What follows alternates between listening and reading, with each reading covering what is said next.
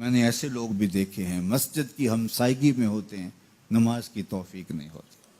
بعض اوقات یہ دیکھنے میں آتا ہے کہ کوئی جنازہ ہو جاتا ہے تو ظہر کے بعد جنازہ ہے، عصر کے بعد جنازہ ہے، تو گھر بالکل مسجد کے قریب ہے، تو ظہر کے بعد میت اٹھائی جائے گی، تو سب وضو سے ہوتے ہیں، تو نماز کا وقت ہوا تو سب مسجد میں چلے گئے کہ نماز پڑھیں، اس کے بعد جنازہ اٹھائیں گے، اور بے نمازی ادھر ادھر گلیوں میں منہ چھپاتے پھر رہے ہوتے ہیں، وضو بھی کیا ہوا ہے رسماً، لیکن مسجد میں جانے کی توفیق نہیں مل رہی۔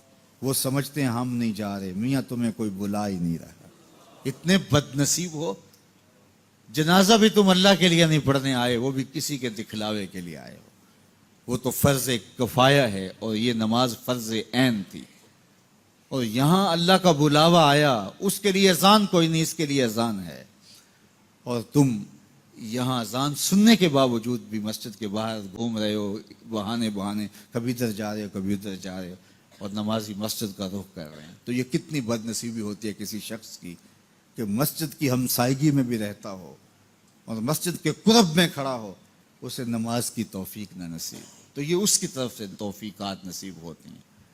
میں ایک بات سنایا کرتا ہوں کہ لاہور جب بڑی چہل پہل ہوا کرتی تھی ہمارے ریلوے اسٹیشن پہ، تو بہت سارے لوگ ریلوے کے ذریعے آیا کرتے تھے، تو وہاں کلیوں کی قطاریں ہوا کرتی تھی۔ ایک بوڑھا کلی، ٹرین کا وقت ایسا تھا کہ وہ رکی آ کے، تو اس نے کسی کا سامان اٹھایا، تو میکلوڈ روڈ پہ جانا تھا، تو راستے میں نوری مسجد پڑتی ہے، تو اس نے کہا قریب آ کے کہ بابو جی میری نماز عصر رہتی ہے، تو ذرا 2 منٹ کے لیے رکیے میں نماز پڑھ لوں۔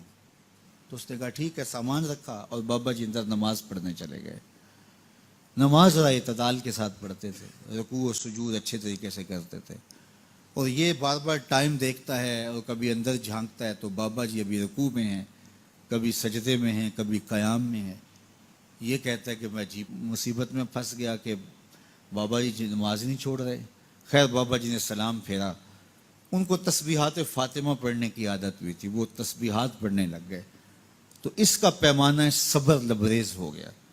وہ جہاں جوتے اتارتے تو وہاں جا کے اندر جھانک کے کہتا بابا آ بھی جا، تینوں کیڑی شے باہر نہیں آن دیندی۔ تو بابے نے یوں پلٹ کے دیکھا اور مسکرا کے کہا پتر جڑی شے تینوں اندر نہیں آن دیندی۔ وہ نہ بلائے تو بندہ قرب میں بھی کھڑا ہو تو اندر نہیں جا سکتا۔ اللہ سے توفیق مانگو کہ ہماری نسلوں میں بھی کوئی بے نمازی نہ ہو، 5 گانا نماز کی عادت زندگی میں رچ بس جائے، ہماری اولادیں بھی رب کے حضور سجدہ ریز ہونے والی ہیں۔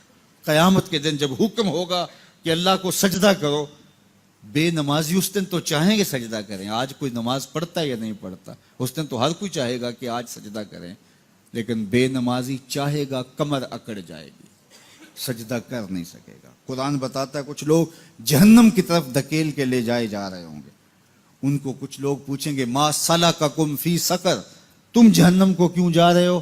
تو وہ کہیں گے لم نک من المصلین، ہم نماز نہیں پڑھا کرتے تھے۔ تو 5 گانا نماز یہ زندگی میں شامل کر لو، کبھی بھی نماز قضا نہ ہونے پائے۔ قیامت کے دن بے نمازی کو اللہ دشمنان خدا کی صف میں کھڑا کر دے گا، جہاں نمرود کھڑا ہوگا، جہاں فرعون کھڑا ہوگا، جہاں حامان کھڑا ہوگا، جہاں قارون کھڑا ہوگا، جہاں دشمنان خدا کھڑے ہوں گے، بے نمازی بھی اس صف میں کھڑا کر دیا جائے گا۔ مجھے بتائیے ہم میں سے کوئی بھی یہ گوارہ کرتا ہے کہ حشر کے دن دشمنان خدا کی صف میں کھڑے کر دیے جائیں؟ یا کوئی خاتون یہ گوارہ کرتی ہے کہ رسول اللہ صلی اللہ علیہ وآلہ وسلم کی راہوں میں کانٹے بچھانے والی ام جمیل کے ساتھ کھڑی کر دی جائے؟ تو جب ہم یہ واضح میں رکھیں کہ توفیقات اس کی جانب سے ہوتی ہیں، تو اس سے ہمیشہ توفیق مانگیں کہ اللہ اپنے حضور جھکنے کی توفیق نصیب کر دے۔ اس سے بڑا بدبخت نہیں ہے جو اللہ کے حضور جھکنا بھی نہیں جانتا۔ فجر کی اذان ہو رہی ہے اور وہ سو رہا ہے، ظہر گزر گئی کھیل کود میں لگا ہے، عصر گزر گئی وہ اپنے کاروبار میں منہمک ہے، مغرب عشاء گزر گئی اس کو خبر بھی نہیں، 5 نمازیں 5 اوقات میں گزر گئی اور اس کا سارا وقت غفلت میں گزر گیا۔ کیسے چین کی نیند آ گئی، کیسا مسلمان ہے، کیسا کلمہ گو ہے۔ اللہ کی حضور سجدہ ریزی کی سارا دن توفیق نصیب نہیں ہوئی، پھر اگلا دن بھی یوں گزر گیا، زندگیاں گزر جاتی ہیں، توفیق سجدہ نصیب نہیں ہوتی۔ اس شخص سے بڑا بدبخت کوئی نہیں جس کو اللہ کے حضور جھکنا نصیب نہیں ہوتا۔ اور یہ بات ذہن میں رکھیے گا، اللہ جب کسی سے ناراض ہوتا ہے تو رزق بند نہیں کرتا، اس کے لیے آب و دانے کی بندش نہیں کر دیتا، اس کی دیگر ضروریات روک نہیں لیتا، اس کو ہر کچھ بہم پہنچ رہا ہوتا ہے، لیکن اللہ کسی سے ناراض ہو سجدے کی توفیق چھین لیتا ہے۔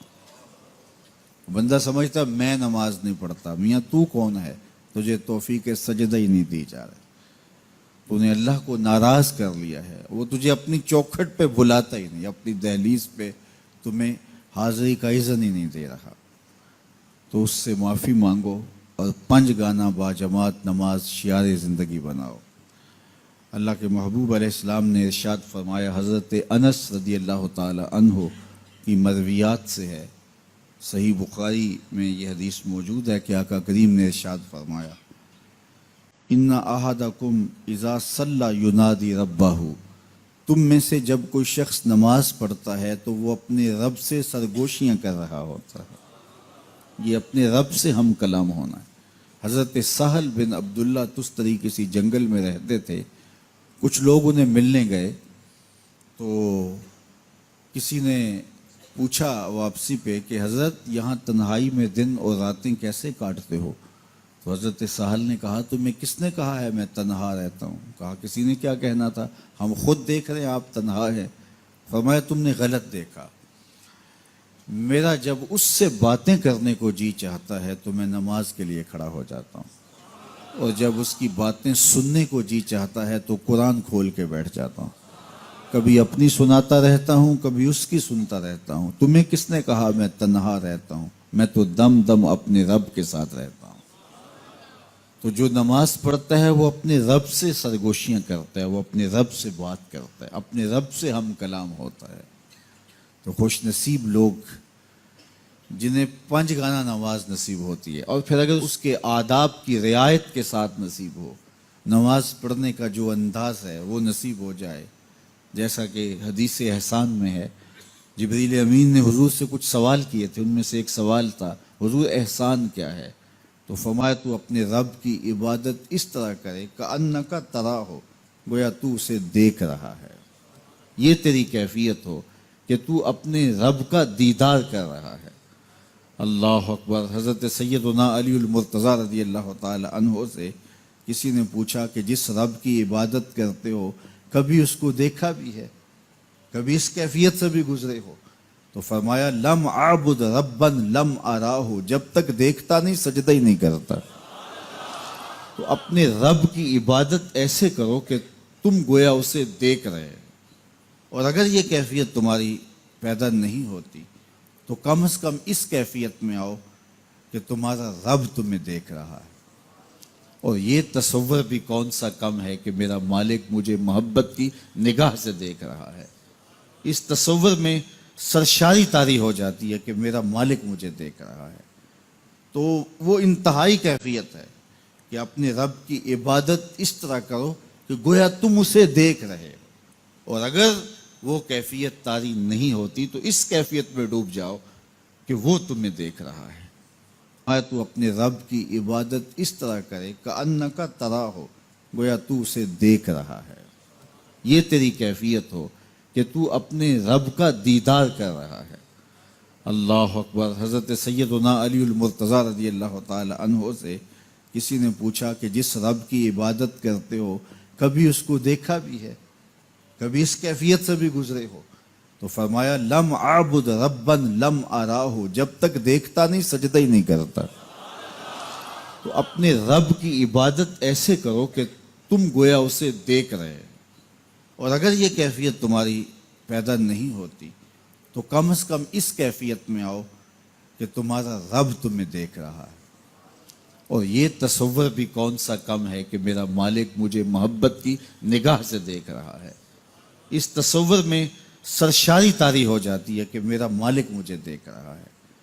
تو وہ انتہائی کیفیت ہے کہ اپنے رب کی عبادت اس طرح کرو کہ گویا تم اسے دیکھ رہے ہو، اور اگر وہ کیفیت طاری نہیں ہوتی، تو اس کیفیت میں ڈوب جاؤ کہ وہ تمہیں دیکھ رہا ہے۔